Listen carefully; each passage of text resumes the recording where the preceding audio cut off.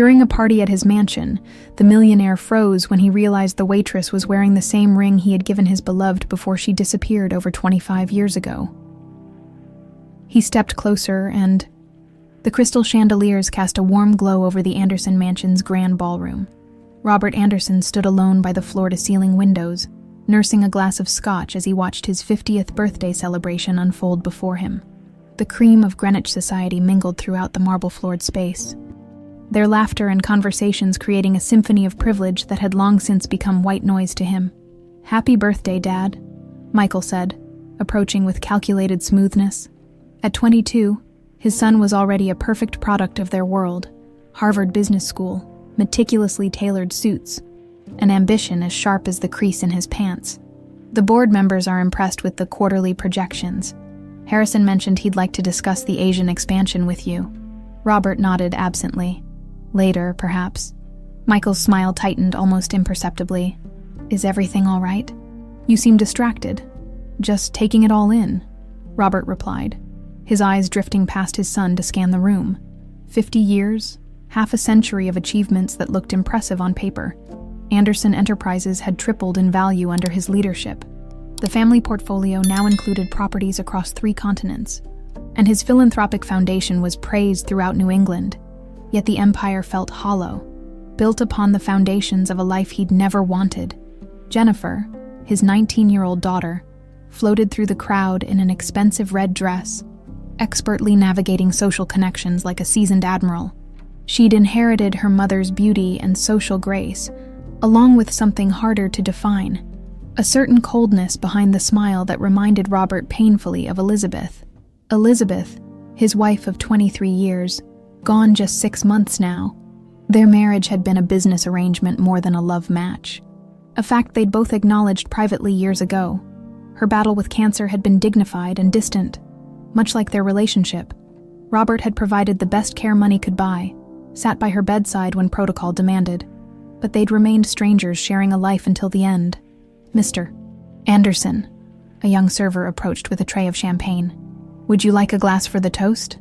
"Thank you," Robert said, exchanging his scotch for the flute. As he reached for the glass, something caught his eye, a glimmer on the server's hand, a familiar green sparkle surrounded by diamonds. The room seemed to tilt. Robert's hand froze midair, his eyes fixed on the emerald ring adorning the young woman's finger. It couldn't be, but it was. The distinctive emerald and diamond ring that had belonged to his grandmother, the same ring he had given to Emily Parker 24 years ago, on the night before she vanished from his life without a trace. "That ring," he said, his voice barely audible. "Where did you get it?" The young woman, her name tag read Olivia, took a startled step back. She was perhaps 23, with chestnut hair pulled back into a service-appropriate bun, but it was her eyes that struck him. Hazel eyes with flecks of amber, unnervingly familiar. "I'm sorry, sir." Her voice carried a slight nervousness. Robert composed himself, aware that Michael was watching the exchange with interest. "Your ring. It's quite distinctive." Olivia glanced down at her hand, a soft smile replacing her professional mask for just a moment. "It was my mother's. She gave it to me before she passed away." The floor seemed to drop from beneath Robert's feet. "Your mother?" "Sir, they're waiting for you for the toast," Michael interrupted. Placing a hand on his father's shoulder while giving the server a dismissive glance, Robert ignored him. "What was your mother's name?" Olivia's professional demeanor wavered under the intensity of his gaze. "Sarah, sir? Sarah Miller?" She hesitated before adding, "She died 3 years ago." "Miller." Robert repeated the unfamiliar surname. Not Parker, but that ring. There couldn't be 2 like it. His grandmother had commissioned it specifically from Cartier in 1925. "Dad," Michael insisted, his grip tightening. "Everyone's waiting." Across the room, Margaret Donovan, Robert's longtime assistant, was clinking a glass to call for attention. The guests were turning expectantly toward the center of the ballroom. "I need to speak with you," Robert told Olivia in a low voice. "After the party, please don't leave." Confusion flickered across her face, but she nodded before slipping away into the crowd with her tray. The next hour passed in a blur. Robert delivered a practice speech about gratitude and future endeavors, while his mind raced with possibilities. When the formalities concluded, He scanned the room for Olivia, but couldn't locate her among the serving staff. Looking for someone, Jennifer appeared at his side, her smile not quite reaching her eyes. "You seemed rather interested in that waitress." Robert met his daughter's calculating gaze. So much like her mother, missing nothing, always assembling the pieces into patterns that served her interests. "Just a business matter," he replied.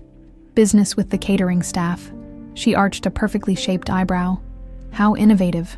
Robert excused himself and made his way to the kitchen, where the catering manager informed him that Olivia Miller had clocked out early. Claiming a headache, he obtained her contact information under the pretense of discussing additional service opportunities and returned to the party with his mind reeling. Later that night, after the last guest had departed, Robert sat alone in his study, the contact information before him and a tumbler of scotch in his hand. The emerald ring gleamed in his memory. A ghost from the past somehow materialized in the present. Emily Parker, his first and only true love. The woman his family had deemed unsuitable for the Anderson heir. The night before she disappeared, he'd given her his grandmother's ring, promising to defy his family's expectations and build a life with her. The next day, she was gone, leaving only a brief note explaining she needed a different life than he could offer. He'd spent months searching for her before finally accepting his mother's advice that some people simply weren't meant for their world. 6 months later, he married Elizabeth Wilson in a society wedding that merged two Fortune 500 family empires. His future had been secured, just as his mother planned.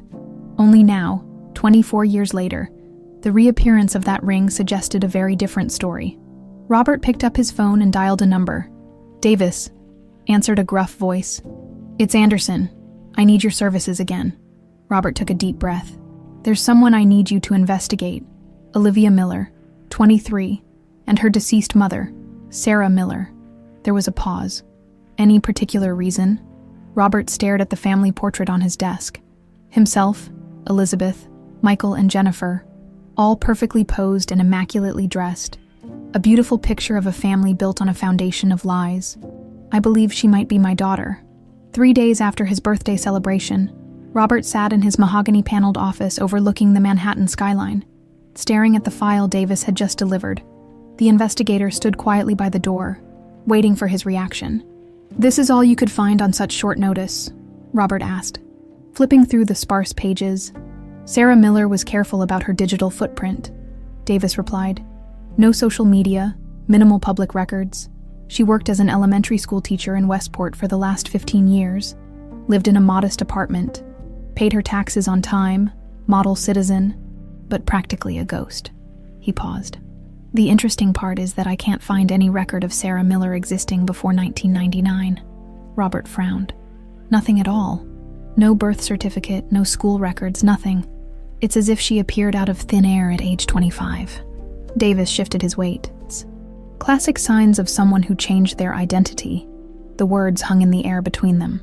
Robert's mind drifted back to 1999, calculating swiftly, 24 years ago. The timing aligned perfectly with Emily's disappearance. And the daughter, Olivia, born in 1999, raised by a single mother, graduated from UConn 2 years ago with a degree in social work, currently works at a community center while taking night classes for her master's, picks up catering gigs on weekends to make ends meet. Davis glanced at his notes. No father listed on the birth certificate. Robert stared out the window. His reflection superimposed over the city below. The man looking back at him appeared successful, confident, a titan of industry. No one would guess that beneath the tailored suit beat the heart of a man who had spent half his life wondering about a woman who vanished. "I'd like you to dig deeper," Robert said. "School yearbooks, old neighbors, anything. And I want DNA testing arranged, discreetly." Davis nodded. "I'll need something with her DNA. I'll handle that part," Robert replied, dismissing him with a gesture. After Davis left, Robert opened his desk drawer and removed an old leather journal. He hadn't looked at it in years, keeping it locked away like the memories it contained. Inside were photographs, ticket stubs, and handwritten letters, relics of his relationship with Emily Parker. He gazed at a photo of them from the summer of 1998. Emily's hazel eyes, the same unusual shade as Olivia's, sparkled with laughter as they sat on a beach blanket in the Hamptons. Her chestnut hair blew in the breeze, and her smile radiated a joy that Robert had never found again after she left. Unlike the women in his social circle, Emily had been refreshingly genuine, the daughter of a university professor. She'd been working as a museum curator when they met at a charity event. She'd called him out on a pretentious comment about a painting, and he'd been captivated by her honesty and intelligence. For 8 months, they'd existed in a blissful bubble. Robert had known his family wouldn't approve. The Andersons expected him to marry strategically, not for love, but he'd been prepared to fight for their relationship. The night before she disappeared, they'd had dinner at her small apartment. He'd given her his grandmother's emerald ring and promised that nothing would keep them apart. Emily had cried, saying she loved him too much to hold him back from his family obligations. He'd insisted that she was all the family he needed. The next morning, she was gone. The ring was left behind with a note. "I need a different life than you can give me. Please don't look for me." He'd ignored her request, spending months searching, hiring investigators, but eventually surrendered to the reality that she truly didn't want to be found. His mother had been surprisingly sympathetic, encouraging him to move forward and focus on the future of Anderson Enterprises. 6 months later, he'd proposed to Elizabeth Wilson after a corporate merger meeting. Their union, a perfect business arrangement. He'd been numb at their wedding, going through the motions of building the life others expected of him. A knock at his office door pulled Robert from his memories. "Come in," he called, quickly closing the journal. Martha Douglas entered, carrying a tea tray. At 70, the Anderson family's longtime housekeeper moved more slowly than she once had, but she'd refused Robert's offers of retirement, insisting the mansion was her home. "You missed lunch," she said, setting the tray on his desk. "You need to eat, Mr. Anderson." "Thank you, Martha." He smiled at her familiar fussing. She'd been with the family since before he was born, a constant presence throughout his life. Martha had always been kind to Emily during their relationship, one of the few household staff who hadn't treated her with thinly veiled disapproval. "Martha," Robert said suddenly, "do you remember Emily Parker?" The teacup in Martha's hand trembled slightly. "Miss Parker. That was a long time ago." "Yes, it was," Robert agreed, watching her closely. "I was just thinking about her." Martha busied herself arranging the tea things, avoiding his gaze. "She was a lovely young woman. I saw something recently that reminded me of her," Robert continued. "The emerald ring I gave her. My grandmother's ring." Martha froze momentarily, then resumed her tasks with forced casualness. "Did you now?" "Yes. Strange how objects can trigger such vivid memories." Martha straightened, her hands clasped in front of her apron. "Is there anything else you need, Mr. Anderson?" "No, thank you," he replied, noting her obvious discomfort. "That will be all." After she left, Robert leaned back in his chair, contemplating the housekeeper's reaction. Martha knew something. He was certain of it. That evening, back at the Anderson mansion, Robert found Michael and Jennifer in the family room, engaged in a heated discussion that abruptly ceased when he entered. "Don't let me interrupt," he said, pouring himself a drink. Michael cleared his throat. "We were discussing the Campbell acquisition. Jennifer thinks we should wait until next quarter." "Is that so?" Robert raised an eyebrow at his daughter, who had zero interest in corporate strategy. Jennifer shrugged elegantly, just looking out for the family interests. She studied her manicure. "Speaking of which, what was happening with that waitress at your party? Michael mentioned you seemed quite interested." "Did he?" Robert gave his son a pointed look. Michael at least had the grace to appear uncomfortable. "You were acting strangely, Dad. I was concerned." "No need for concern. I simply recognized her jewelry." Robert took a slow sip of his scotch. "How much do you two know about your mother's family? The Wilsons?" The siblings exchanged confused glances. "Uncle Richard is Mom's only sibling," Jennifer offered. "Grandpa Wilson died before I was born, and Grandma Wilson passed when I was 5. "Why?" "Just curious about family history lately," Robert replied vaguely. "Turning 50 makes a man reflective." Michael's phone buzzed. He glanced at it, then stood. "I need to take this business call." After he left, Jennifer studied her father. "You're not telling us something." "There are many things I don't tell you, Jennifer," Robert replied evenly. "That's my prerogative as your father." She smiled, a calculating expression that reminded him painfully of Elizabeth. "Secrets have a way of revealing themselves, Daddy." especially in this family. As Jennifer glided from the room, Robert was left with the distinct impression that the comfortable predictability of his life was about to shatter. And he was the one holding the hammer. The small coffee shop on the outskirts of Westport was intentionally far from Robert's usual haunts. He arrived early, choosing a corner table with a clear view of the entrance. When Olivia Miller walked in precisely at 10, her punctuality impressed him. She scanned the room, hesitating when she spotted him. "Thank you for meeting me," Robert said as she slid into the seat across from him. "Your assistant was quite persistent," Olivia replied, unwrapping her scarf, though she wouldn't explain why the CEO of Anderson Enterprises needed to speak with a catering server. Robert studied her face, searching for Emily's features. The shape of her eyes, the slight dimple in her left cheek, the way she tilted her head slightly when waiting for a response, all achingly familiar. "I apologize for the mystery," he said. "I wanted to speak somewhere private, away from prying eyes." About what exactly? Her direct approach reminded him of Emily's refreshing lack of pretense. A waitress arrived and they ordered black coffee for him, chai latte for her. Emily had always preferred tea to coffee. "The ring you were wearing at my birthday gathering," Robert began after the waitress departed. "It belonged to my grandmother." Olivia's hand moved instinctively to the emerald ring on her finger. "That's impossible. It was my mother's. Before that, it was Emily Parker's," Robert said softly.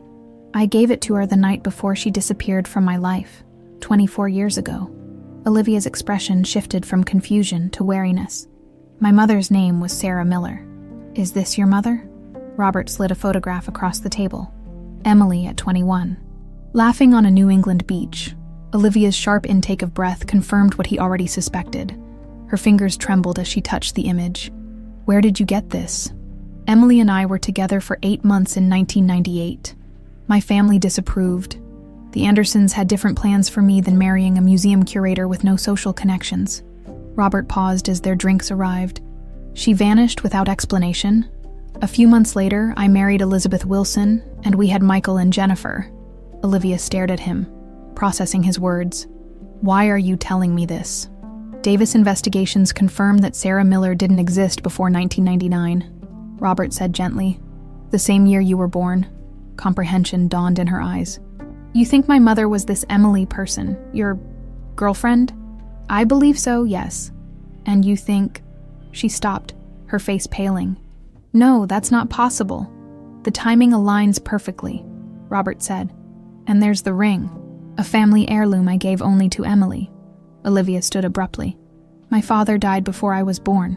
That's what my mother always told me. Emily disappeared in February 1999. You were born in October," she whispered, then shook her head. "This is crazy. You're a stranger making wild claims about my mother. I'd like a DNA test," Robert said quietly. "If I'm wrong, I'll never bother you again. And if you're right," her voice carried both challenge and fear. "What then? You suddenly want to play daddy after 23 years. The question hung between them. What did he want? Confirmation, connection, redemption for failing to find Emily when she needed him most. "I want the truth," he finally answered. "After that, whatever relationship develops would be up to you." Olivia gathered her coat, visibly struggling with emotions. "I need time to think." "Of course." Robert handed her his card. "My personal cell is on the back. Call any time."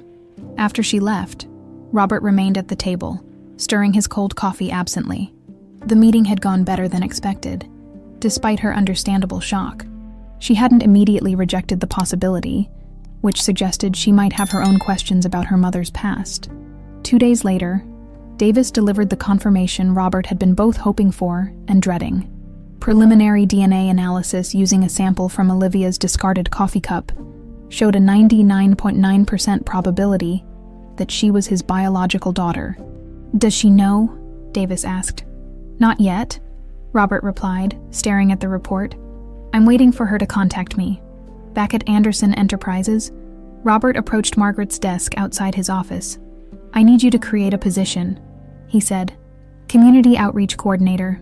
Salary commensurate with a master's degree in social work." Margaret raised an eyebrow but knew better than to question him directly. "Any particular candidate in mind?" "Olivia Miller. Arrange an interview but don't mention my involvement." Margaret nodded, making notes. Michael scheduled a budget meeting with you at 2. He's bringing the Asian expansion projections. Fine, Robert said absently, his mind already elsewhere. Inside his office, he called Martha at the mansion. Martha, I need to ask you something important, and I need you to be honest with me. A pause. Yes, Mr. Anderson. Did you know Emily was pregnant when she left? The silence that followed was answer enough.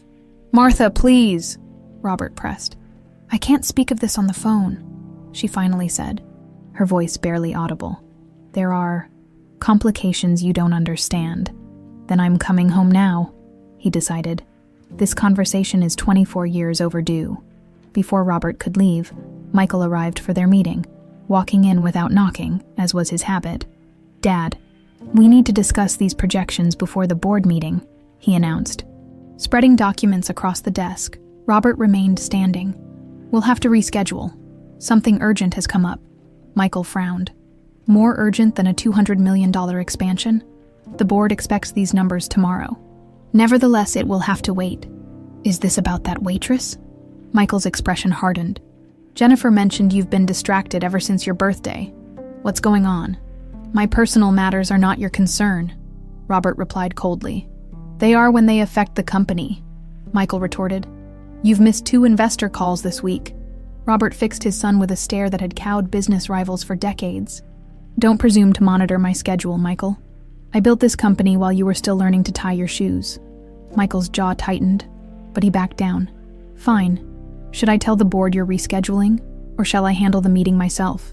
You handle it, Robert said, gathering his coat. Consider it a learning opportunity.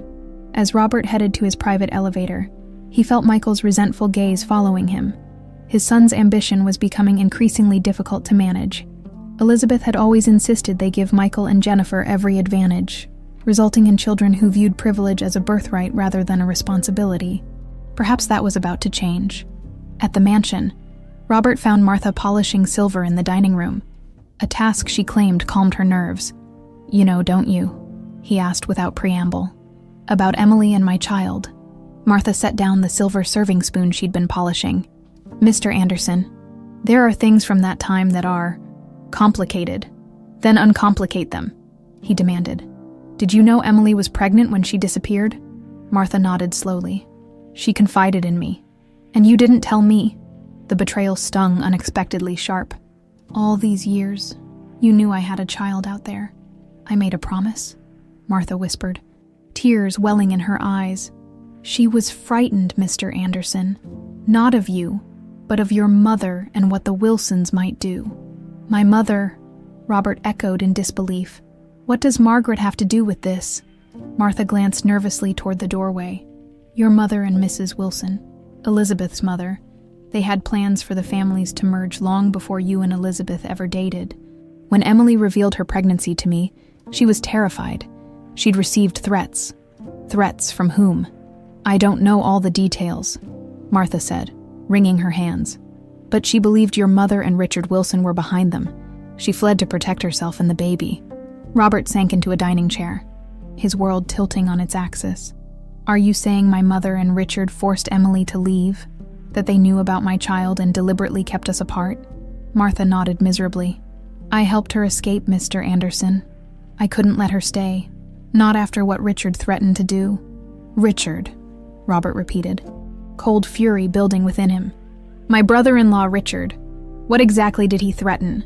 Before Martha could answer, the dining room door swung open, and Jennifer walked in, her timing as impeccable as it was inconvenient. There you are, Daddy, she said, then noted the tension in the room.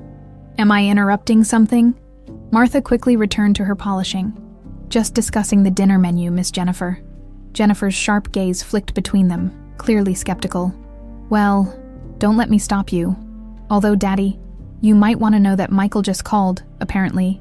You left him to handle the Asian expansion presentation alone. He's more than capable, Robert replied tersely. Jennifer studied her father with calculating eyes. Something's going on. First the waitress. Now secret conversations with Martha. This isn't like you. Robert met his daughter's gaze evenly. There's a great deal about me you don't know, Jennifer. Now if you'll excuse us. Martha and I weren't finished. Jennifer raised her hands in mock surrender. Fine, keep your secrets, but Michael's furious, and you know how he gets when he feels slighted. After she left, Martha whispered, Please be careful, Mr. Anderson. The past doesn't always stay buried for a reason. The oak-paneled attorney's office felt suffocating as Robert stared at the leather-bound journal on the desk. Harold Burke, who had served as the family's personal attorney for over 30 years, cleared his throat nervously. I apologize for not bringing this to your attention sooner, Mr. Anderson. Mrs. Anderson left specific instructions that this journal was to be delivered to you 6 months after her passing, not a day earlier. Robert ran his fingers over the embossed initials. Ewa, Elizabeth Wilson Anderson. Though they'd shared a name and a life for 23 years, he'd never truly known his wife. Did you read it? Robert asked. Burke adjusted his glasses. No, sir. Client confidentiality extends beyond death, Mrs. Anderson was most explicit that only you should know its contents.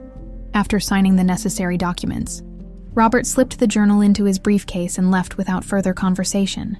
Instead of returning to the office, he instructed his driver to take him to the small park overlooking the Hudson, where he and Emily used to spend Sunday afternoons, seated on a bench with the October wind whipping around him. Robert finally opened the journal. Elizabeth's precise handwriting filled the pages, meticulous and controlled even in what appeared to be her most private thoughts. March 15th, 2023. The doctors have given me 3 months. Ironic that after a lifetime of careful planning, death refuses to adhere to my schedule. There are matters to be set right before I go, truths that must be told.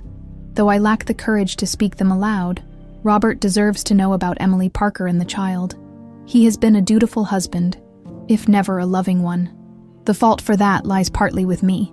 I entered our marriage knowing his heart belonged elsewhere, convinced I could earn his love over time.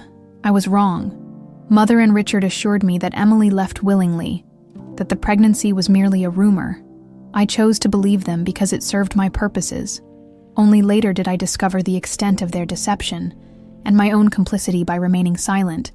Robert turned the page, his hand trembling slightly. April 3rd, 2023. Richard visited today, ostensibly to check on my health. His real purpose was to ensure my silence extends to the grave, 24 years later, and he still fears exposure. Perhaps he should. What they did was unconscionable. When I confronted him about Emily Parker, he reminded me that certain sacrifices were necessary to protect the family legacies, as if threatening a pregnant woman was ever justifiable. I was too weak then to object. I am too weak now to make amends directly. This journal is my coward's confession. Robert closed the book momentarily, struggling to control his anger. The confirmation of Martha's story, that his mother and Richard had orchestrated Emily's disappearance, burned like acid in his chest. And Elizabeth had known, at least partially, all along, forcing himself to continue. He read through Elizabeth's detailed account of her discovery. 10 years into their marriage, she had found correspondence between Margaret and Richard discussing the Parker situation. Confronting Richard, she'd learned that Emily had been given a choice: leave with enough money to start a new life elsewhere, or face consequences. The pregnancy had indeed been real, and Richard had monitored Emily from afar to ensure she never attempted to contact Robert. The final entry, dated just 3 weeks before Elizabeth's death, contained the most damning revelation. I've instructed Burke to include a DNA test authorization form with this journal. I know you'll want confirmation. Robert, the child, a daughter, according to Richard's sources, deserves to know her father, and you deserve a chance at the family you truly wanted. Her name is Olivia Miller. Sarah Miller was Emily's chosen identity. They settled in Connecticut, close enough to be within reach, but far enough to feel safe. I've enclosed the last known address from Richard's files. I cannot ask for forgiveness, only understanding that I was raised to prioritize family legacy above all else. Perhaps by revealing this now, I can finally free us both. Robert closed the journal, his mind reeling. Elizabeth had known about Olivia all along, had the information right at her fingertips, but chose to remain silent until after her death. The cowardice infuriated him, yet he recognized the courage it must have taken to leave this confession at all. His phone vibrated with an incoming call from Margaret Donovan. "Sir, Olivia Miller is here for her interview," she informed him. "HR is handling it, as requested.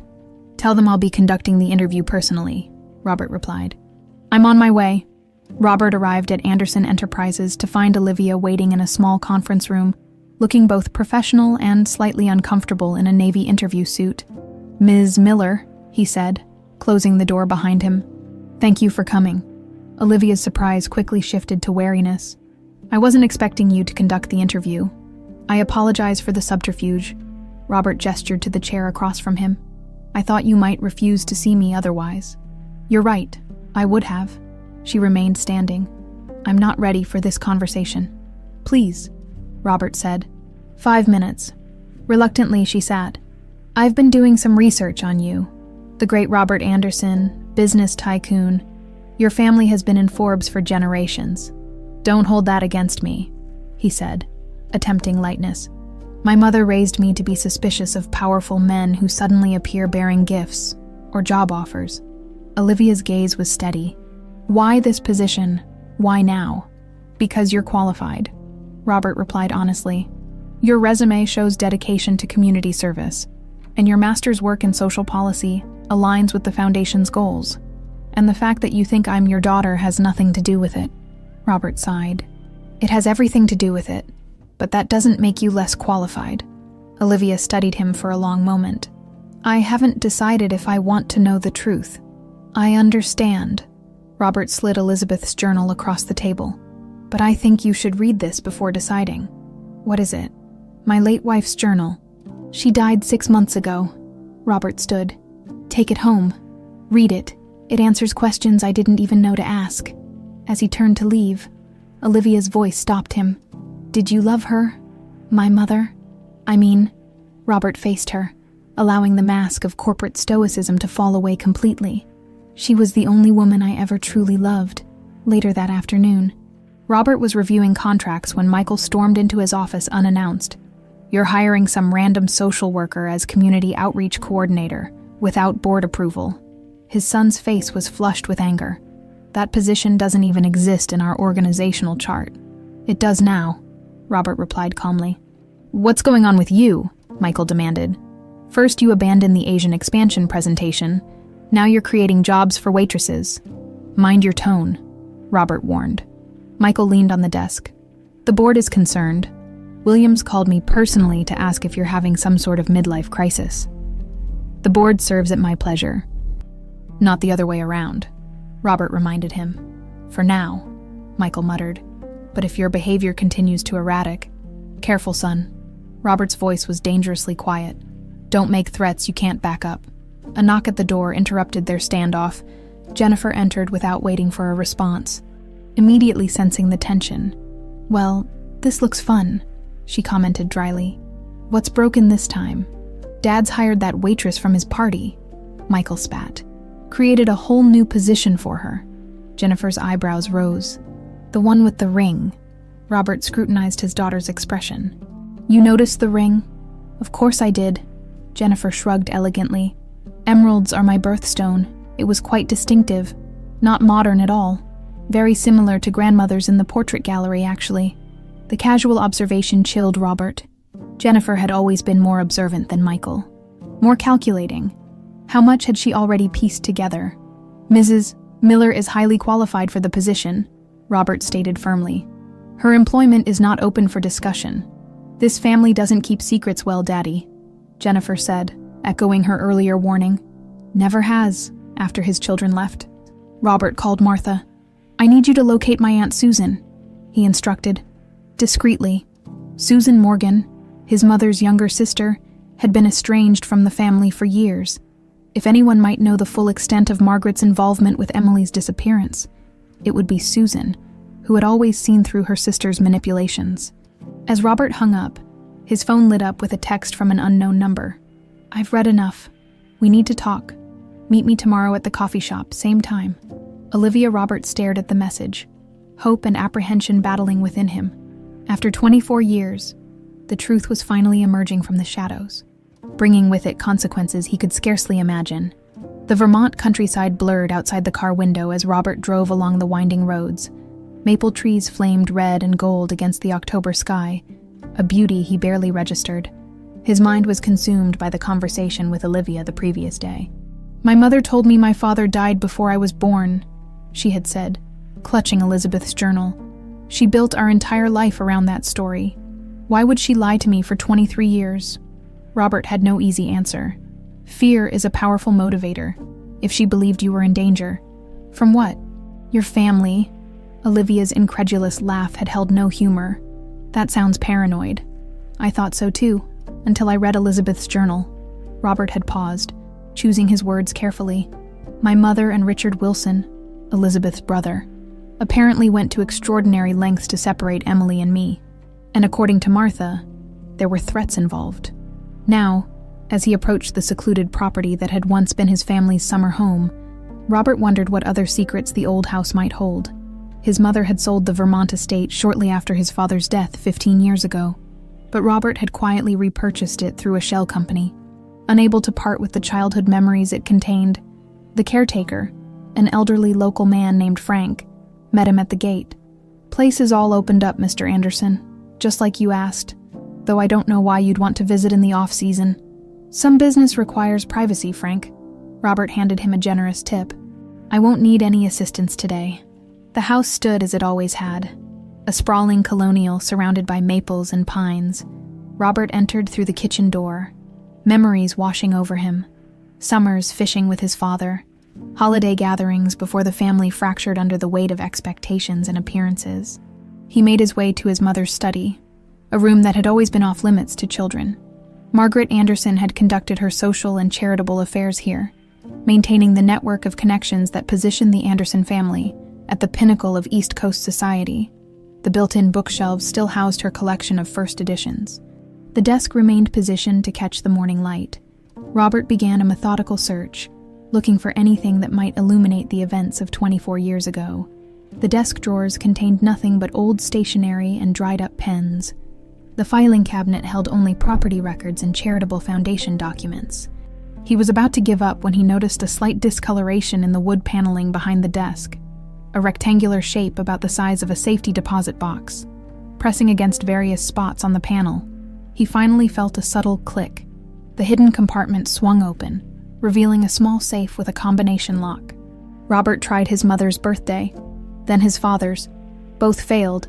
On a hunch, he entered the date Anderson Enterprises had gone public, and the lock disengaged. Inside lay a manila envelope labeled simply EP, Emily Parker. Robert's hands trembled as he removed the contents.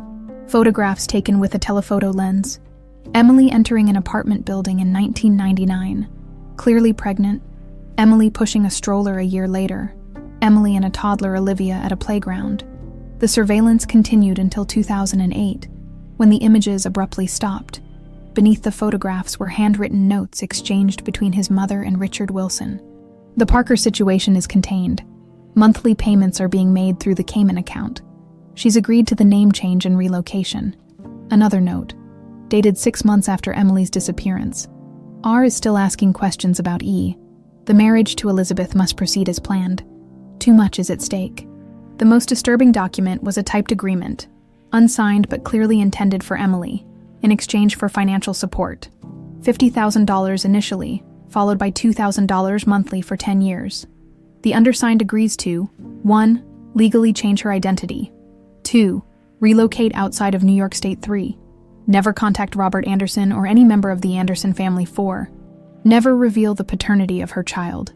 Violation of these terms will result in immediate termination of financial support and other consequences. The clinical coldness of the document turned Robert's stomach. They had treated Emily like a problem to be managed, a threat to be neutralized. A final handwritten note from Richard to Margaret, dated 2008, confirmed the depths of their manipulation. Payments have stopped as scheduled. Parker, now using the name Miller, has maintained her end of the agreement for nearly a decade. I've destroyed most of the surveillance records as discussed. The enclosed photos are the only remaining documentation. E has built a quiet life as a schoolteacher. The child knows nothing of her paternity. Consider this matter permanently resolved. Robert sank into his mother's chair, rage and grief washing over him in equal measure. His own mother had orchestrated the separation from the woman he loved and his child. For what? To ensure the Anderson-Wilson merger proceeded as planned. His phone rang, jolting him from his thoughts. Martha's name flashed on the screen. "I've located your Aunt Susan," she said without preamble. "She's living in a retirement community in Maine. I've texted you the address." "Thank you." "Martha," Robert hesitated. "Have you noticed anything unusual about Michael lately? Has he been asking questions?" "Mr. Michael has been spending considerable time in your late wife's study," Martha replied carefully. "He asked me for the key to her personal filing cabinet yesterday. Did you give it to him?" "I had to." "Sir, he is family." Martha's voice lowered. "But I thought you should know." After hanging up, Robert gathered the documents and locked the house. As he was pulling away, he noticed smoke rising from behind the property. Circling back, he discovered Frank standing beside a small bonfire. "What are you doing?" Robert demanded. Frank looked startled. "Mr. Wilson said you'd ordered a cleanup of old papers from the shed. Said it was all garbage that needed burning. Mr. Wilson, Richard Wilson, was here this morning before you arrived. Said he was acting on your behalf." Frank shifted uncomfortably. "Did I misunderstand?" "Sir," Robert stared at the fire, watching as decades of potential evidence turned to ash. "What exactly did he burn?" "Boxes of old files from the gardening shed. Had your family name on them." Frank scratched his head. Seemed odd to store important papers out there, but he insisted they were worthless. Robert's jaw tightened. Richard was covering his tracks, destroying evidence of whatever scheme he and Margaret had concocted all those years ago. The timing couldn't be coincidence. Somehow Richard knew that Robert was getting close to the truth. As he drove toward Maine to meet his Aunt Susan, Robert's phone lit up with a text from Olivia. "Found something in Mom's old storage unit. Letters addressed to you that were never sent. She kept everyone."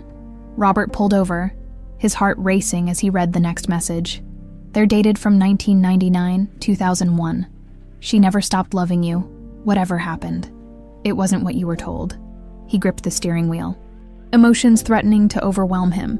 For 24 years, he'd believed Emily had chosen to leave. Now, piece by piece, the truth was emerging. A conspiracy far more sinister than he'd imagined, orchestrated by those closest to him. His phone rang again. "Jennifer." "Daddy." Her voice was uncharacteristically urgent. "You need to come home. Uncle Richard is here and he and Michael are having some kind of heated discussion in the library. I heard your name and something about damage control. Something's not right. Stay away from them," Robert instructed. "Don't let them know you called me." "What's going on?" "Daddy, does this have something to do with that ring? With the waitress you hired?" Robert considered how much to reveal. Jennifer had always been perceptive, perhaps too much so. "It's complicated," he finally said. "But yes, it's all connected. I'll explain everything soon, I promise." After hanging up. After, Robert texted Olivia, "Keep the letters safe. Don't tell anyone what you've found. I'm following another lead. We'll call you tonight." As he continued toward Maine, Robert reflected on how quickly his carefully structured life was unraveling. In just 2 weeks, he'd discovered he had a daughter, learned of a decades-long conspiracy involving his mother and brother-in-law, and uncovered evidence that the woman he loved had been forced away under threat. The pastoral beauty of rural New England seemed a stark contrast to the ugliness of the truth he was uncovering. A truth that threatened not just the Anderson family legacy, but the very foundation of everything Robert had built his life upon. Susan Morgan's retirement community overlooked the rugged Maine coastline. At 68, Margaret Anderson's younger sister had the same aristocratic bone structure, but lacked the cold calculation that had defined Robert's mother. "I wondered when you'd finally come looking for answers," Susan said, pouring tea into delicate china cups. Her hands trembled slightly. Betraying age, her posture defied, though I'm surprised it took 24 years. "You knew about Emily," Robert stated, watching his aunt's face carefully. "I knew Margaret was capable of extraordinary measures to ensure the family's social position." Susan's mouth tightened. "It's why I distanced myself from the Andersons. Your mother's methods were unconscionable." "What exactly did she do?" Robert asked, dreading the answer. Susan sighed deeply. "When she discovered Emily was pregnant, Margaret saw it as a threat to everything she'd planned. The Anderson-Wilson merger was her crowning achievement. Two of the oldest fortunes on the East Coast. Finally united, a middle-class museum curator with a baby on the way, didn't fit that narrative. So she forced Emily to leave, with Richard Wilson's help. Susan's voice hardened. Richard always had a certain ruthlessness that Margaret admired.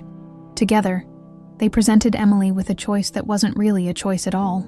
"The agreement I found," Robert said. "Financial support in exchange for disappearing." Susan nodded. "Emily initially refused. She loved you, believed you'd stand by her." She hesitated. "That's when Richard escalated the situation." "What did he do?" Robert's hands clenched involuntarily. "He threatened her directly, implied that accidents could happen to her or the baby if she didn't cooperate." Susan's eyes held genuine remorse. "When I found out, I confronted Margaret, but she dismissed it as unfortunate but necessary. That was the last time we spoke as sisters." The teacup in Robert's hand clattered against its saucer. "They threatened to harm my child, my unborn child. Margaret convinced herself she was acting in your best interest," Susan said, though her tone suggested she found the rationalization as hollow as Robert did. "The irony is, she genuinely believed you'd thank her someday for preserving your position in society. Did you ever try to find Emily? To warn me?" Susan looked away. "I hired a private investigator once, but the trail had gone cold. Emily Parker had vanished completely." She met his gaze again. "And you seemed to accept her departure so quickly. 6 months later, you were married to Elizabeth Wilson." The accusation stung, because it contained truth. Robert had surrendered to his mother's plans with minimal resistance, too heartbroken by Emily's apparent rejection to fight. "I've found her daughter, my daughter," Robert said. "Olivia, she's 23 now." Susan's eyes widened. "And Emily apparently died 3 years ago," Robert replied. "Though, given everything I've learned recently, I'm not even certain of that anymore." As they continued talking, Robert's phone buzzed repeatedly with calls from Jennifer, which he ignored. Finally, a text appeared. "Emergency. Martha's been in an accident. They're taking her to Greenwich Hospital. She was asking for you." Robert stood abruptly. "I need to go. My housekeeper's been hurt." Susan gripped his arm with surprising strength. "Be careful, Robert. If Richard feels cornered, there's no telling what he might do." The fluorescent lights of Greenwich Hospital cast harsh shadows as Robert strode through the emergency department. Jennifer met him at the nurse's station, her usual composure fractured by genuine concern. "She fell down the service stairs," Jennifer explained, leading him toward a curtained area. "The doctor says she has a concussion and a broken wrist. They're admitting her for observation because of her age." Martha lay small and frail against the hospital bedding, a stark contrast to the formidable presence she'd maintained in the Anderson household for decades. Her right wrist was encased in a temporary cast, and a bruise darkened her temple. "Mr. Anderson," she whispered when she saw him. "You need to be careful." "What happened, Martha?" Robert asked gently. "I was bringing linens down from the 3rd floor." Martha's voice was faint but urgent. "I heard Mr. Richard and your son arguing in the study when they realized I was in the hallway. Mr. Richard came out. He asked what I'd heard. I said nothing, but he didn't believe me." "Are you saying Richard pushed you?" Robert asked, rage building inside him. Martha glanced nervously at Jennifer. "It happened so fast." "I lost my balance." Jennifer's eyes narrowed. "Uncle Richard was at the house. We'll discuss this later," Robert told his daughter. To Martha, he said, "Rest now. I've arranged for a private room and a security guard at your door." In the hospital corridor, Jennifer confronted him. "What's going on?" "Daddy?" First the waitress with grandmother's ring, now Uncle Richard pushing Martha down the stairs. None of this makes sense. Robert studied his daughter, weighing how much to reveal. Jennifer had always been perceptive, but her loyalties were complex. Elizabeth had raised her to prioritize family position above all else. "It's a long story," he finally said, "and not entirely mine to tell. Does it have something to do with those old files Michael was looking through?" Jennifer asked. "He's been acting strange ever since your birthday party, secretive, having private calls with Uncle Richard." Robert's phone rang again. Olivia this time. "I need to take this," he told Jennifer. "We'll talk later." Jennifer's perfectly manicured hand stopped him. "Just tell me one thing. Is the waitress, Olivia, related to us somehow?" The directness of the question caught Robert off guard. Before he could formulate a response, a commotion erupted down the hallway as Michael burst through the emergency doors. "What happened to Martha?" he demanded, looking between them. "The house alarm company called me." "A fall," Robert replied, watching his son carefully. Where's Richard? Michael's expression flickered with something unreadable. How would I know? You were meeting with him earlier, Jennifer interjected. Martha overheard you. Michael shot his sister a venomous look. Always the little spy, aren't you, Jen? Enough, Robert snapped. Martha is injured, possibly deliberately. This isn't the time for your bickering. As they argued, Robert's phone continued to ring. Finally, he stepped away to answer. Olivia, I can't talk right now. Someone broke into my apartment. She cut in, her voice shaking. The place is trashed. The letters from my mother are gone. Robert's blood ran cold. Are you safe? Where are you? At my neighbor's. I've called the police, but... She broke off. I'm scared. This is insane. Who would do this? I'm sending a security team, Robert decided. Pack a bag. You're coming to stay at my house. The house where your housekeeper just had an accident, Olivia countered. No way. A hotel then. The Four Seasons in Manhattan? Under a different name. My security chief will arrange everything, after ensuring Olivia would be protected. Robert returned to find Michael and Jennifer in heated discussion.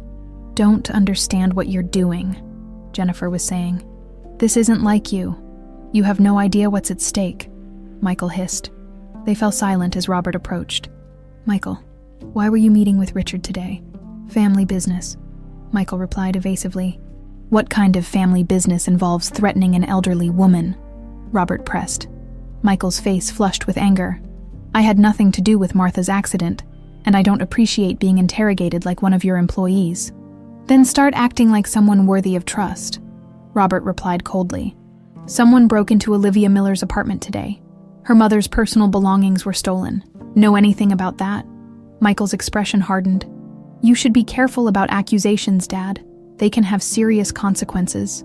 The thinly veiled threat hung in the air between them. Robert had never seen this side of his son before. Calculating, almost menacing, it reminded him disturbingly of Richard. I need to check on Martha, Robert said, unwilling to escalate the confrontation in a public setting. We'll continue this discussion at home. As Michael stalked away, Jennifer remained behind.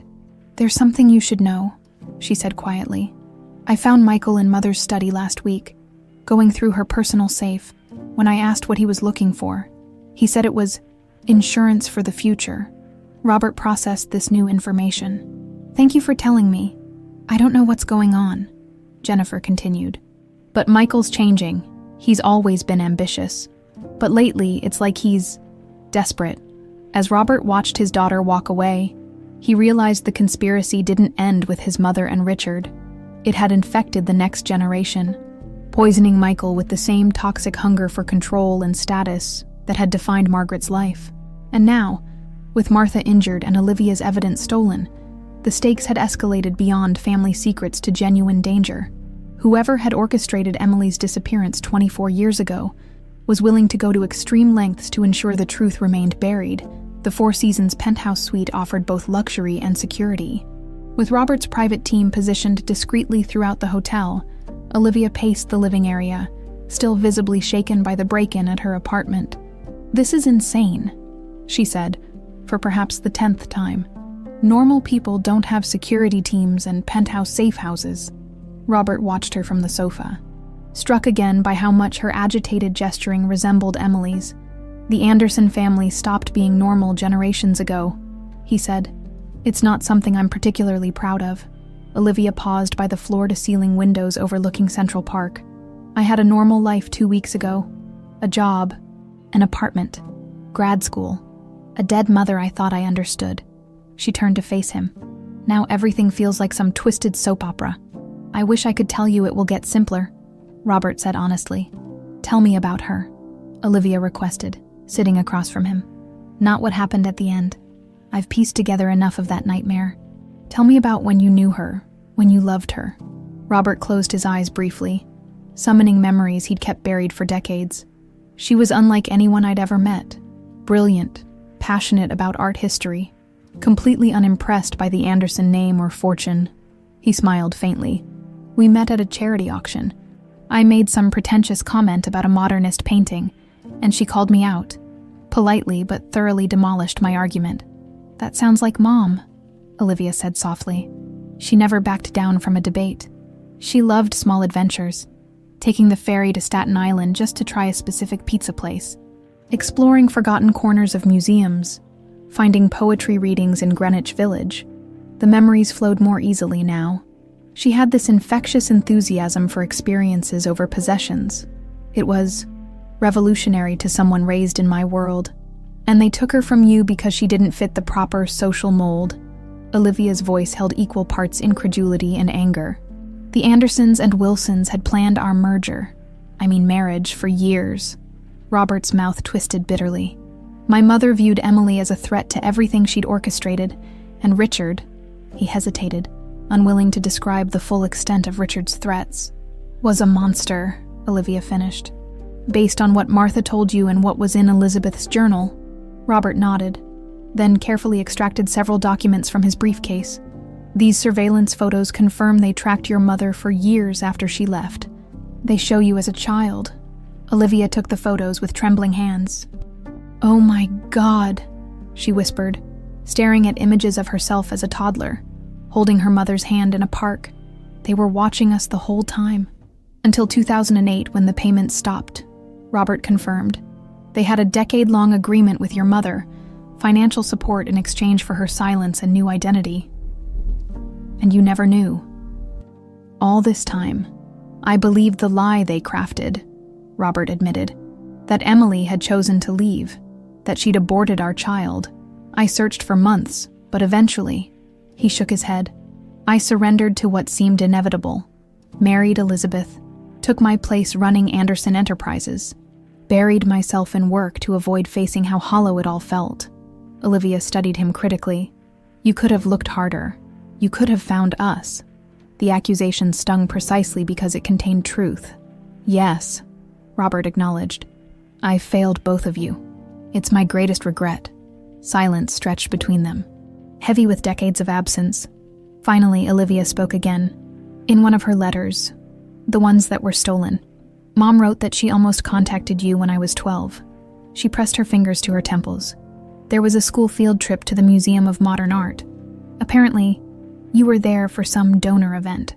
She saw you from across the gallery but couldn't bring herself to approach. Robert remembered that day with sudden clarity.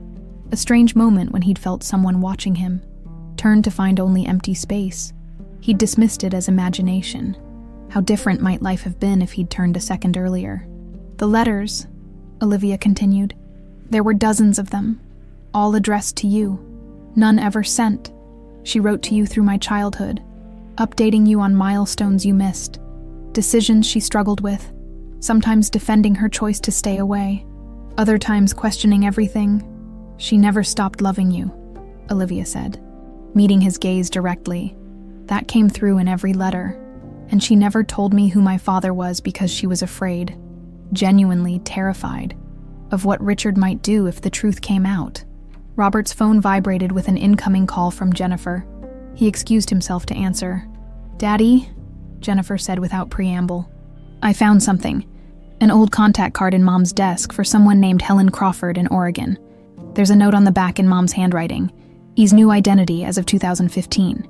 Robert's heart pounded. Are you sure that's what it says? Positive? Does it mean something to you? It might, Robert replied carefully. Jennifer, have you told anyone else about this, Michael or Richard? No, she said after a brief hesitation. Should I? Absolutely not. This is important, Jen. I need you to trust me right now. After hanging up, Robert turned to find Olivia watching him intently. What is it? She asked. A possible lead, he answered. From Jennifer. But we need more information before we pursue it. He hesitated. Martha might know more, but she's still recovering in the hospital. Olivia stood. Then let's go talk to her. Martha's private hospital room was guarded by one of Robert's security team, a precaution that no longer seemed excessive given recent events. She looked small against the white bedding, but her eyes were clear and alert. Ms. Miller, she acknowledged Olivia with a nod. You look so much like your mother. You knew her well? Olivia asked.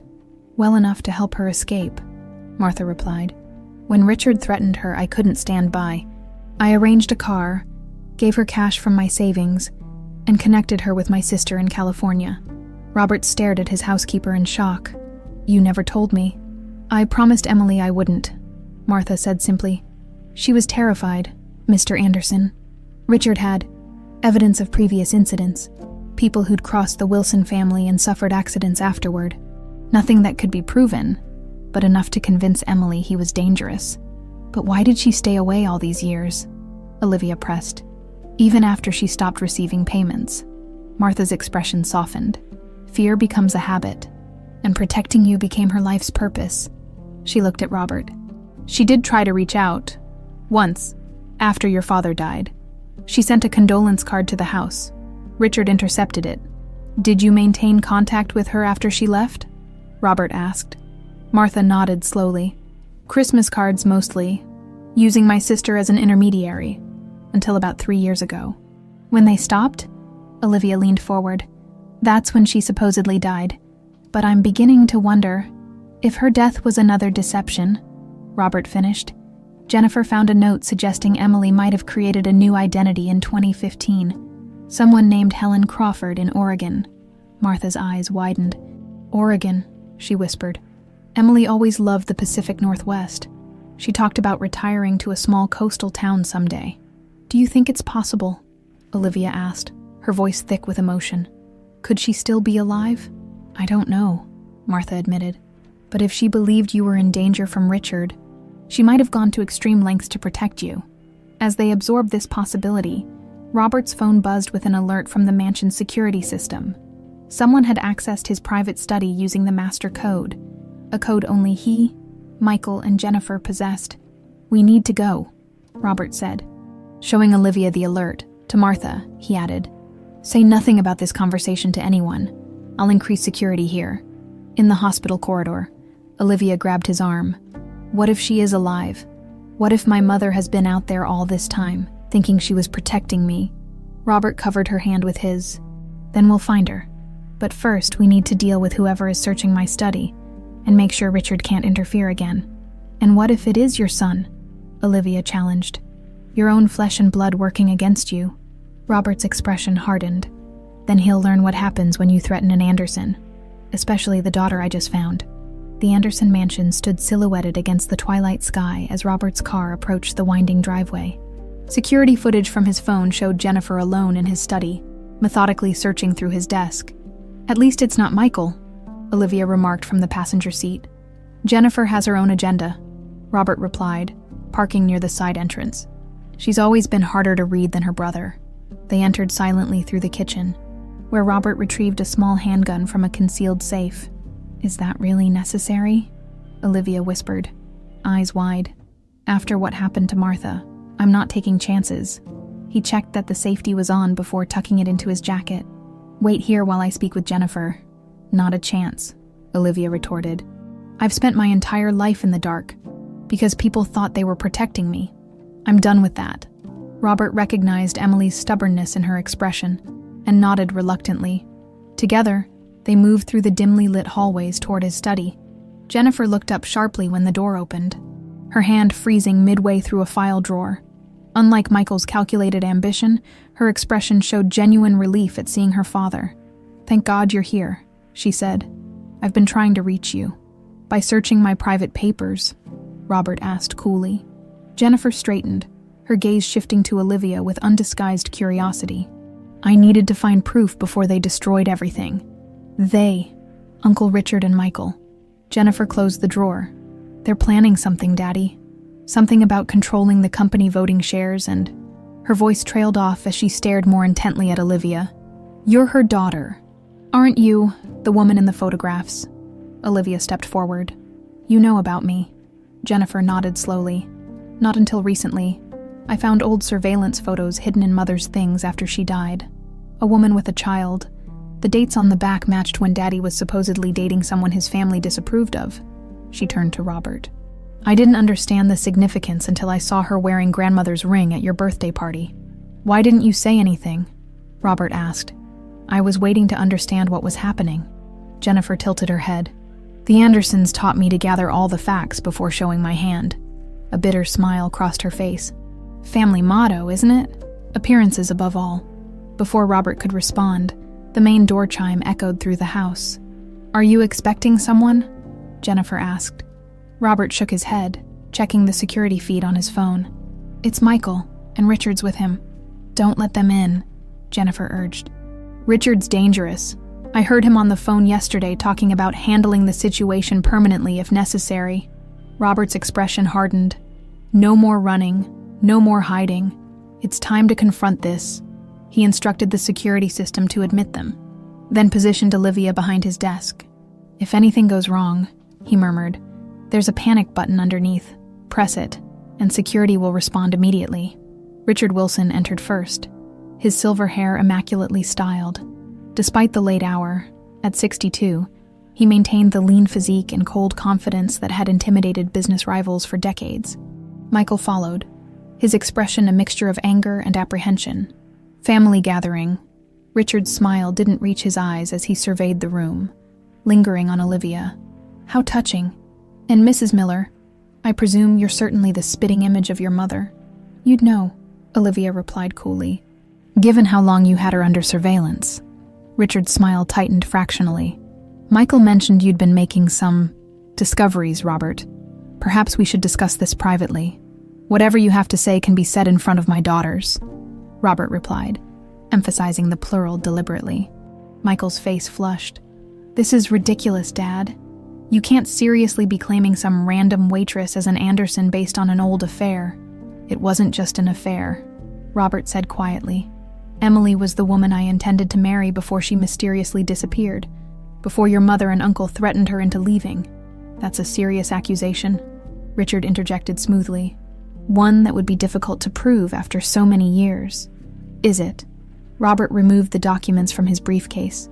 "The surveillance photos you took, the financial agreements, Elizabeth's journal detailing your threats, Martha's testimony about helping Emily escape." Richard's composure wavered slightly. "Ancient history, even if true, the statute of limitations, doesn't apply to what happened to Martha yesterday," Robert cut in, "or the break-in at Olivia's apartment. You can't possibly think I had anything to do with—" "We found Helen Crawford," Jennifer interrupted, her eyes locked on Richard. "Mother's notes led us right to her. The new identity you helped Emily create in 2015 when you discovered she was still in contact with Martha." The color drained from Richard's face. It was a bluff. They hadn't actually located Helen Crawford yet, but his reaction confirmed their suspicions. "She's alive." "Isn't she?" Olivia stepped forward, voice trembling. "My mother isn't dead." The room fell silent as Richard calculated his options. Finally, he sighed. "This has spiraled out of control. I was simply protecting the family interests, as your mother asked me to, Robert. By threatening a pregnant woman." Robert's voice was dangerously quiet. "By forcing her to live a life of fear, separated from the father of her child." Margaret was adamant that nothing interfere with the Anderson-Wilson merger, Richard replied defensively. "The business implications were enormous. Surely you understand that family legacy sometimes requires difficult decisions." "Legacy," Robert laughed bitterly. "You destroyed the woman I loved, kept me from my child, all for stock portfolios and social standing." Michael stepped forward. "Dad, be reasonable. The Anderson name means something. Our position in society is meaningless compared to family," Robert finished. "Real family, Michael, not the artifice we've maintained for generations." "That artifice built your fortune," Richard snapped, dropping all pretense of civility. "That artifice gave you everything you have."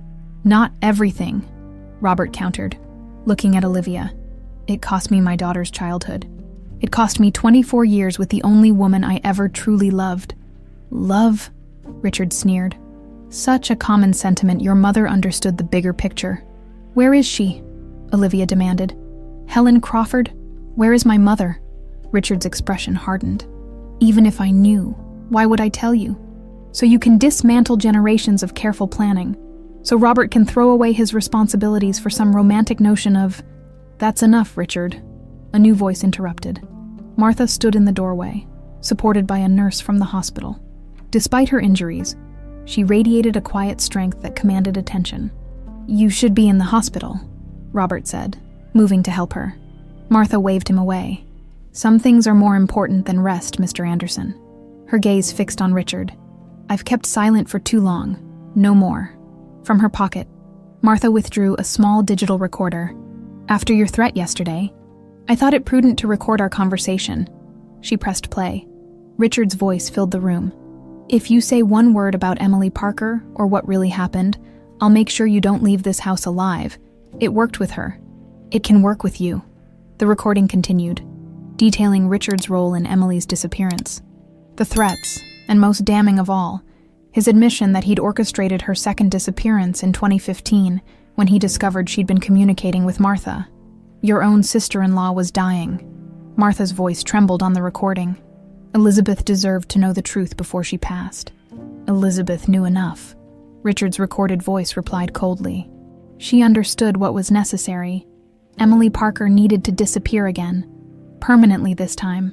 As far as her daughter knows, Sarah Miller died of cancer. That's the story, and it stays that way." As the recording ended, the room fell into shocked silence. "You made me believe my mother was dead," Olivia whispered, tears streaming down her face. "For 3 years, I've been grieving someone who's still alive." Richard's composure cracked. It was necessary. She was going to reveal everything, ruin decades of careful work. "Where is she?" Robert demanded, stepping toward Richard menacingly. "Brookings, Oregon," Martha answered. "A small coastal town. She works at a community center there under the name Helen Crawford." Michael moved suddenly, reaching inside his jacket. Robert tensed, hand moving toward his own weapon. But Jennifer was faster. She knocked her brother's arm aside as he pulled out not a gun, but a phone. "Don't," she warned. "It's over, Michael." "It's never over," Michael spat. "The Anderson legacy will continue," Robert interrupted, "but built on truth from now on, not manipulation and threats." He turned to Richard. "You have 2 options. Sign a full confession about your actions against Emily, or I release Martha's recording to the police and press." Richard's face contorted with fury. "You wouldn't dare destroy your family's reputation." "Watch me," Robert replied. "The Anderson name means nothing compared to the people I love." As Richard stared into Robert's unflinching gaze, he finally recognized the truth. The power he had wielded for decades through fear and manipulation had evaporated. With a defeated slump of his shoulders, he nodded. "I'll sign whatever you want," he muttered. "But this isn't over." "Yes, Richard," Robert corrected him. "It is." The Anderson family attorney's office felt too small for the tension it contained. Harold Burke shifted uncomfortably behind his desk as he reviewed the documents spread before him. "This is highly irregular," Burke said, glancing between Robert and Richard. "Reading Elizabeth's will was completed months ago." "What you read was incomplete," Robert replied. "Elizabeth left additional provisions that were to be revealed only under specific circumstances." Richard sat rigidly in his chair. The confession he'd signed the previous night securely locked in Robert's safe. His usual commanding presence had diminished, leaving behind a man struggling to maintain the facade of control. "Very well," Burke sighed, extracting a sealed envelope from his desk. "Mrs. Anderson instructed that this addendum to her will be opened only in the presence of both Robert Anderson and Richard Wilson. In the event that information regarding Emily Parker or her child came to light," Michael, seated beside his uncle, scoffed audibly. Jennifer, who had chosen to sit closer to Robert and Olivia, gave her brother a warning glance. Burke broke the seal and began reading in his formal, measured tone. "I, Elizabeth Wilson Anderson, being of sound mind, make this final confession as an addendum to my last will and testament. Should this document be revealed, it means the truth about Emily Parker has finally emerged. And for that, I am grateful, though I lacked the courage to reveal it myself during my lifetime. 24 years ago, I became complicit in a terrible injustice. My brother Richard and Margaret Anderson orchestrated the removal of Emily Parker from Robert's life upon learning of her pregnancy. While I initially believed Emily left willingly, I later discovered the extent of their manipulation and threats. 10 years into our marriage, I found correspondence between Richard and Margaret, detailing their arrangement with Emily. When confronted, Richard admitted they had threatened harm to both Emily and her unborn child if she did not disappear. I chose silence to protect the family name and my position, a decision that has haunted me ever since." Burke paused, clearing his throat uncomfortably before continuing. "As my final act, I have established a trust fund for Olivia Miller, born October 1999, the biological daughter of Robert Anderson and Emily Parker. The sum of $20 million is to be transferred upon verification of her identity. Additionally, my personal shares in Anderson Enterprises, constituting 15% of the company, are to be divided equally between my children Michael and Jennifer and Olivia Miller, giving each 5% ownership. Michael slammed his fist on the desk. "This is outrageous! Mother would never—" "Be quiet," Richard hissed. His face ashen, Burke continued reading. "Finally, I direct that all surveillance records, correspondence, and documentation regarding Emily Parker be turned over to Robert and Olivia without exception. Richard has maintained these records in a private safe deposit box at First Manhattan Trust, box number 4726, to which I am a co-signatory. I offer no excuses for my weakness, only this belated attempt at restitution, Robert. I hope you can find Emily and the happiness you deserved all along. To her daughter, I offer my profound apology for the years stolen from you." Burke set down the document. "That concludes Mrs. Anderson's addendum. The trust fund paperwork requires Miss Miller's signature, and will need DNA verification as specified."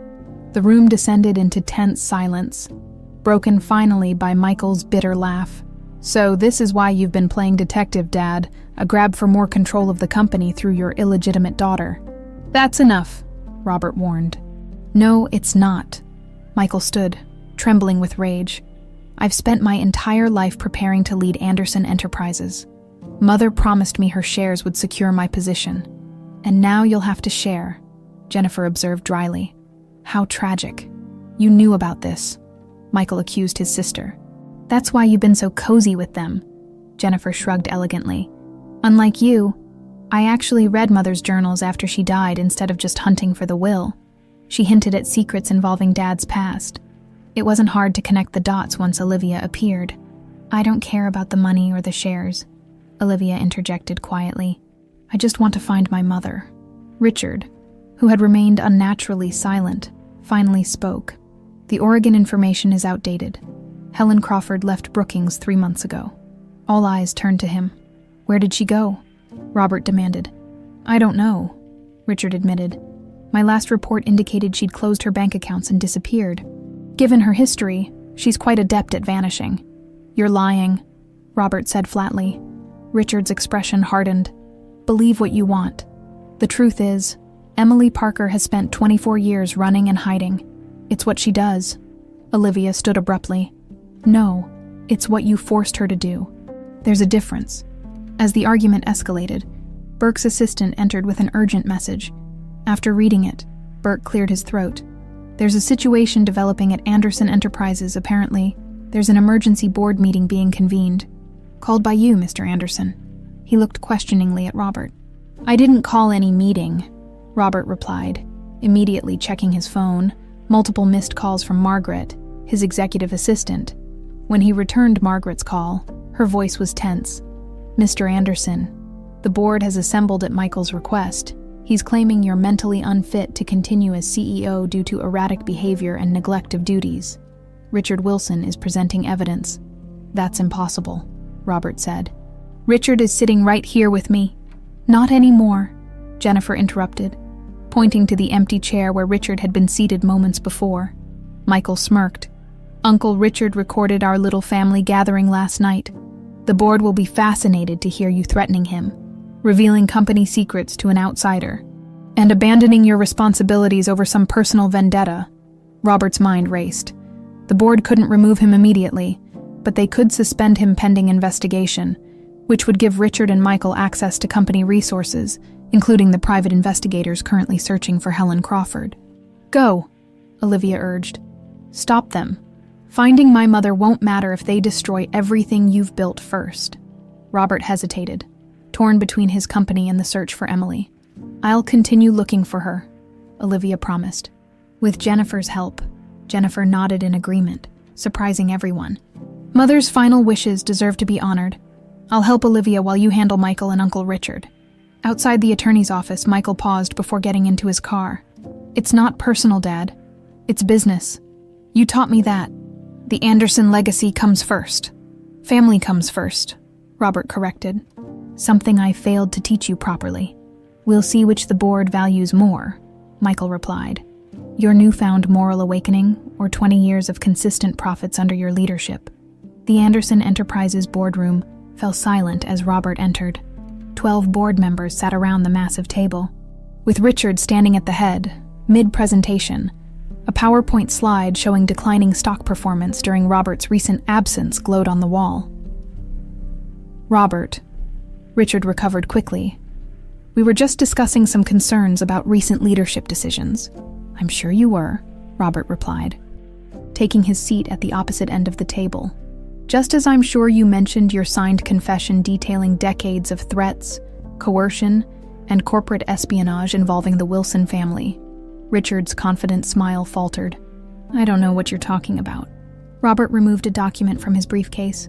"This confession, which I've had notarized and copied to my attorneys, details how you threatened Emily Parker 24 years ago, forced her into hiding, and orchestrated ongoing surveillance using company resources without board approval." The board members exchanged concerned glances. "Additionally," Robert continued, "it outlines how you conspired with my son to undermine my leadership based on personal vendettas rather than business performance." He turned to address the board directly. "Is this the type of leadership Anderson Enterprises wants to be known for? Threats, manipulation, and family vendettas?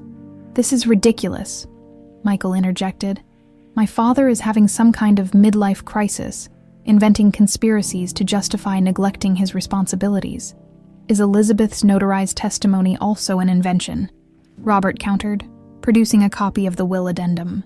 "Or Martha Douglas's recorded statement about helping Emily escape after Richard threatened her life."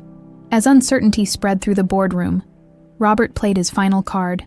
"I've also taken the liberty of having our financial team audit all expenditures authorized by Richard Wilson over the past 24 years. They've identified over $3 million in unexplained payments from company accounts, funds used for surveillance and hush money, documented in Richard's own records." The oldest board member, James Harrington, who had served since Robert's father's time, finally spoke. "Richard, is this true?" Richard's composed facade cracked. "Everything I did was to protect this company.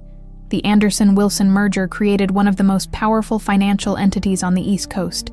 I merely ensured nothing interfered with that legacy." The board's expressions shifted from confusion to disgust as the full implications became clear. "I move that we table this discussion of Robert's leadership," Harrington stated firmly, "and instead open an immediate investigation into Richard Wilson's misappropriation of company funds." As the motion carried overwhelmingly, Michael slipped from the room, his carefully orchestrated coup collapsing around him. Richard remained, his expression hardening into cold hatred. "You've destroyed everything we built," he hissed as Robert passed him. "No, Richard," Robert replied quietly. "I'm finally building something worth having."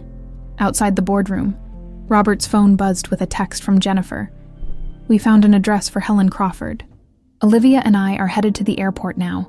Oregon flight leaves in 2 hours. Meet us there." For the first time in 24 years, Robert felt a glimmer of genuine hope. The obstacles were clearing, one by one.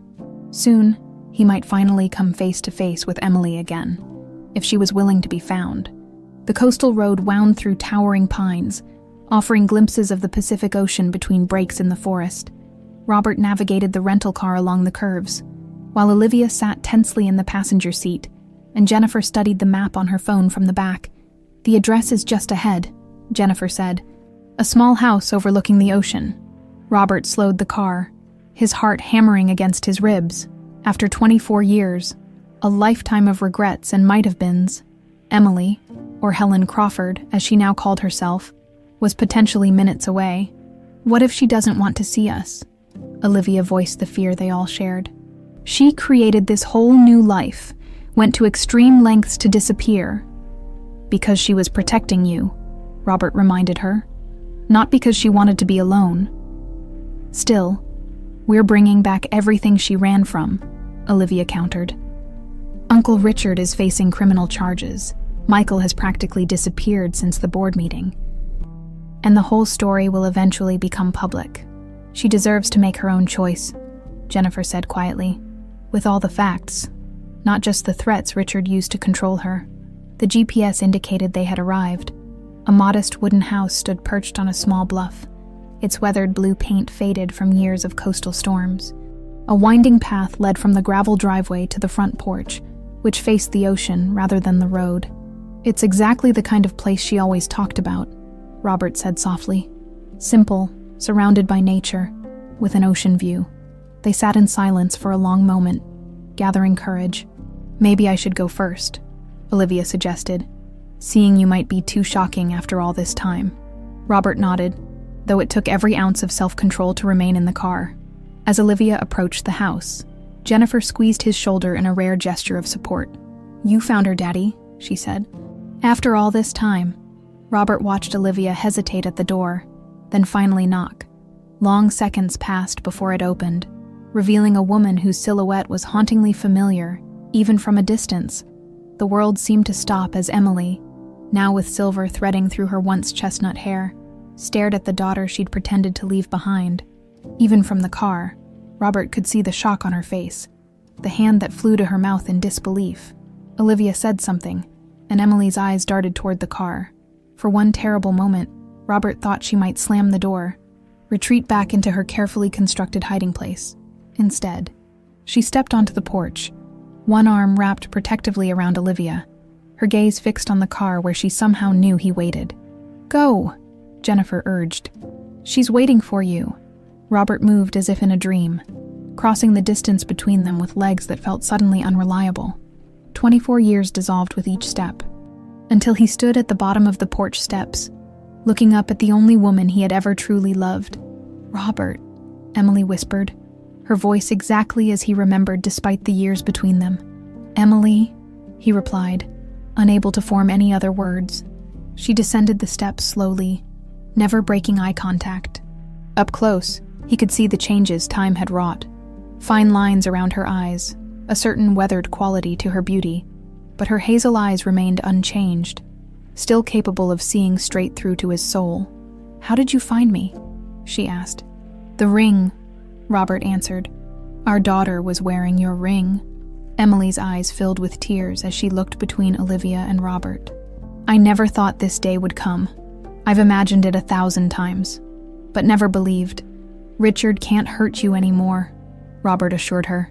"His threats, his power over you, it's finished." "Is it really?" Uncertainty clouded her features. "For 24 years, every time I thought it might be safe, something happened to remind me it wasn't." "It's over, Mom," Olivia said firmly.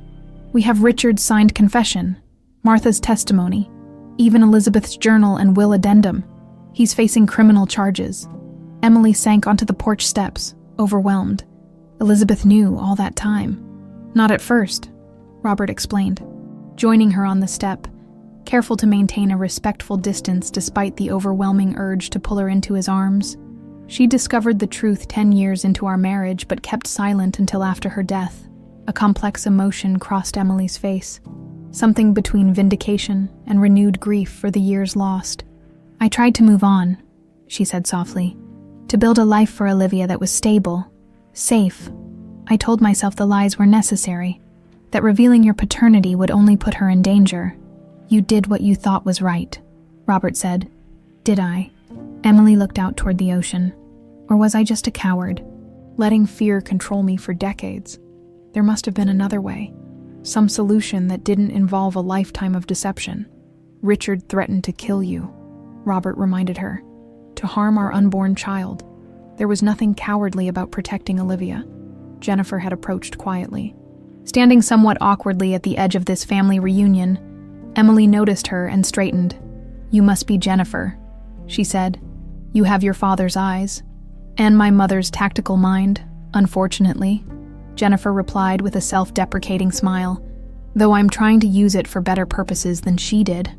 Emily's gaze softened. "Elizabeth wasn't a villain. We were all caught in Margaret and Richard's machinations, making impossible choices." The mention of Margaret reminded Robert of another revelation. "My Aunt Susan helped fill in many of the gaps. She suspected what my mother and Richard had done but couldn't prove it. She's eager to meet you both when you're ready." Emily looked between the three of them, Robert, Olivia, and Jennifer, as if still struggling to believe they were real. "I've lived as Helen Crawford for so long.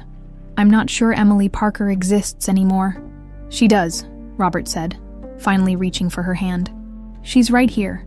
The touch of her fingers against his sent electricity through him, awakening memories of their last night together before everything fell apart.